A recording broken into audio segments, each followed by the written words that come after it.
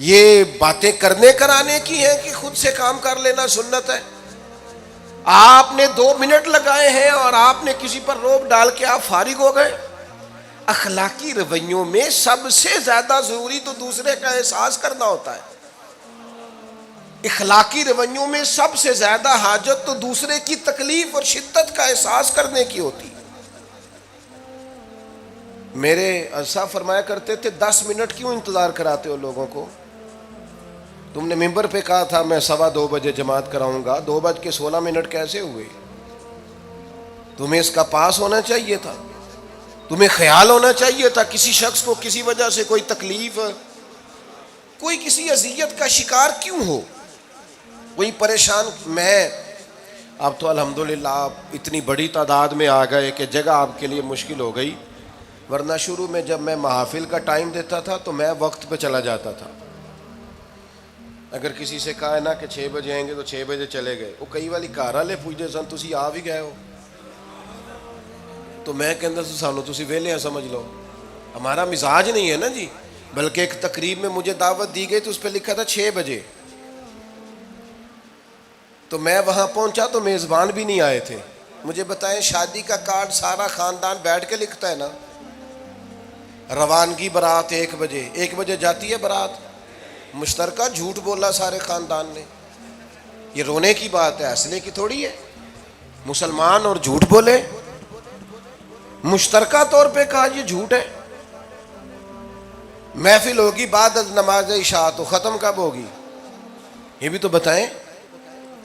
آپ نے قوم کو تو ایک شخص کا بتایا تھا کہ فلاں صاحب خطاب کریں گے، یہ مقامی، قومی، عالمی شہرت یافتہ، یہ کہاں سے آ گئے؟ کیوں تکلیف دی گئی؟ بلکہ ہم نے تو منصوبہ بندی کی ہے کہ لوگ ہمارے جلسوں میں نہ آئیں۔ ستائے اتنا ہے، ایک جگہ پہ میں حاضر تھا تو 1:30 بجے مجھے مائک دے رہے تھے، اب تو میں جاتا نہیں ہوں، رات کو چھوڑ دیا ہے۔ 1 بجے رات کو مائک دے رہے ہیں تو نقیب بیچارہ رٹی رٹائی بات کر رہا ہے، کہتا ہے بلا تاخیر۔ میں نے کہا ابھی بھی بلا تاخیر ہے، کر لو تھوڑی تاخیر۔ خدا کے بندو ختم کرو، آدھے گھنٹے میں مسئلے کی سمجھ آ جاتی ہے، ایک پیغام دو، بات ختم ہو گئی۔ اتنا الجھاؤ اور اتنا بات کو کھینچنے کا معنی کیا؟ اپنے رویوں کے اندر۔ میں چلا گیا 6 بجے تو میزبان صاحب بھی نہیں آئے تھے، تو وہ تقریب کب شروع ہوئی؟ 9 بجے۔ تو میں نے ان سے کہا غور سے دیکھ لو کہیں میں تو نہیں الٹا پڑتا رہا، 9 اور میں 6 سمجھتا رہا ہوں۔ یہ چھوڑیں ان چیزوں کو، اپنی زندگی میں آپ نظم پیدا نہیں کریں گے تو کوئی کام کیسے کریں گے؟ حضرت حکیم الامت مفتی احمد یار خان صاحب نعیمی رحمۃ اللہ علیہ، مفتی صاحب رحمۃ اللہ علیہ جب جمعے والے دن الحمدللہ کہتے تھے نا تو پورا 1 بجا ہوتا تھا۔ لوگ گھڑی کو کہتے تھے تو غلط ہو سکتی ہے، پر مفتی صاحب پورے ٹائم پہ الحمدللہ کہتے ہیں۔ بلکہ ان کے بارے میں معروف ہے کہ وہاں ایک ذمہ دار تھا، بھینسوں کا دودھ دھوتے ہیں نا دیہاتی لوگ، تو عصر کی اذان سے 5 منٹ پہلے مفتی صاحب مسجد تشریف لے جاتے۔ یہ اخلاق ہے، یہ آپ کا رویہ ہے، یہ آپ کا انداز ہے۔ عصر کی اذان سے 5 منٹ پہلے جاتے تھے، جا کے وضو بنانا پڑے تو سنت ادا کر کے بر وقت نماز میں شامل ہو جائیں۔ تو مفتی صاحب گزر جاتے تو وہ ذمہ دار اپنے بیٹے سے کہتا کہ اب آپ نا بچے کو چھوڑیں بھینس کے نیچے تاکہ ہم بھینسوں کا دودھ دھوئیں۔ تو ایک دن وہ بیٹا کہنے لگا ابا جی ابھی تو یہ سورج کھڑا ہے، عصر کا ٹائم کہاں ہوا ہے؟ تو وہ کہنے لگا تو چھڑ دے کٹا، مفتی صاحب لنگ گئے نہیں، ٹائم ہو گیا ہے۔ یہ ہمارے بزرگوں نے ہمیں رویے سکھائے۔ آپ نظم والے ہوں، اخلاق والے ہوں، سچائی والے ہوں، دیانتداری والے ہوں، دوسروں کا خیال رکھیں، کسی کو تکلیف نہ ہو ہماری وجہ سے۔ پتہ ہے رسول پاک صلی اللہ علیہ وسلم کی بارگاہ میں آ کے عرض کیا گیا یا رسول اللہ یہ ہمارے امام صاحب بہت لمبی نماز پڑھاتے ہیں، صحیح حدیث میں موجود ہے۔ نماز ہی پڑھاتے تھے نا، قرآن ہی پڑھتے ہوں گے نا، کتنا اعزاز والا کام ہے۔ یا رسول اللہ یہ بہت لمبی نماز پڑھاتے ہیں۔ اللہ کے محبوب علیہ السلام نے بلا لیا، اور لفظ پتہ کیا ہے؟ حضور فرمانے لگے میں لوگوں کو دین کے قریب کرتا ہوں، آپ دور کرتے ہیں۔ فرمایا جب بھی نماز پڑھائیں معتدل پڑھائیں۔ اور خود حضور کا عمل کیا ہے؟ حضور فرماتے ہیں جب میں نماز میں کھڑا ہوتا ہوں تو میرا دل کرتا ہے میں لمبی نماز پڑھاؤں، ہمارا جب کسی شے کو دل کرے تو ہم چھوڑتے ہیں. میرا دل کرتا ہے میں لمبی نماز پڑھاؤں،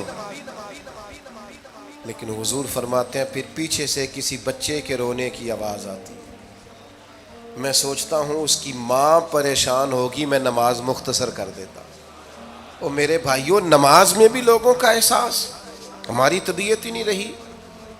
کوئی آدمی ہارن دے رہا پیچھے سے اور سامنے گاڑی میں دو بندے کھڑے، گاڑی مین روڈ پہ کھڑے کر کے باتیں کر رہے ہیں،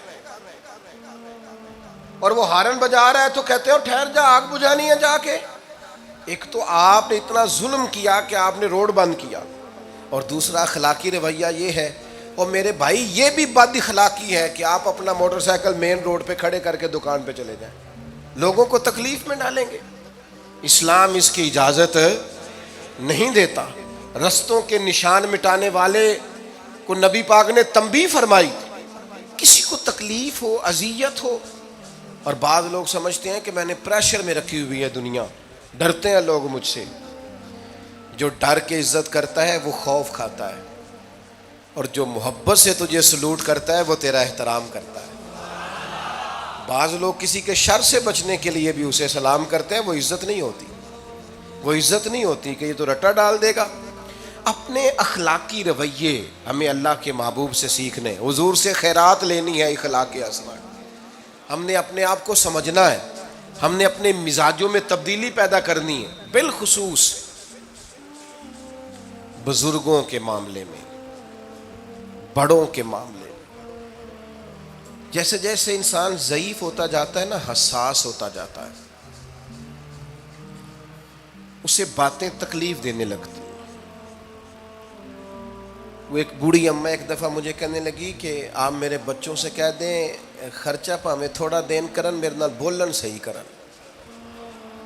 وہ جب اپنی بیویوں کے سامنے میرے ساتھ تھوڑا والیوم اونچا کر کے بات کرتے ہیں آواز کا، تو مجھے تکلیف ہوتی. اپنا رویہ، لہجہ، اس پر غور ہو. جوانی میں ہی تو برداشت کرنا ہوتا ہے.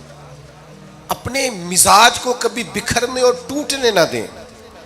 اور سب سے زیادہ بندے کا پتہ ہی تب چلتا ہے جب کوئی اسے پورا غصہ دلائے، جو پھر کنٹرول کرے، وہی تو کمال آدمی ہوتا ہے.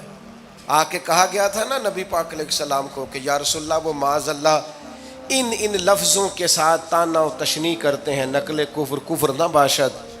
تو حضور فرمانے لگے وہ پتہ نہیں کس کی باتیں کرتے ہیں، مجھے تو اللہ نے محمد بنا کے بھیجا ہے.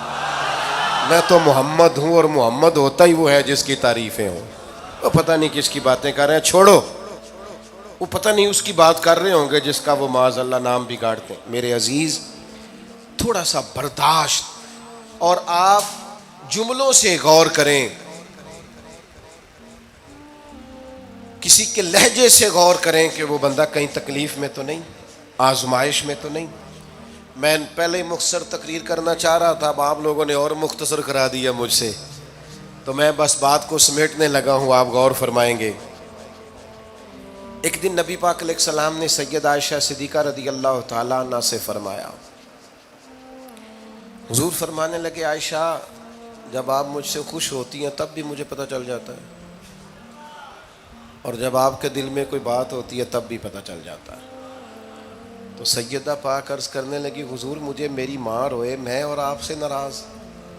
تو کریم فرمانے لگے بتاؤں پھر؟ یا رسول اللہ فرمائیے. حضور فرمانے لگے عائشہ آپ کبھی کبھی قسم اٹھاتی ہیں؟ یا رسول اللہ اٹھاتی ہوں.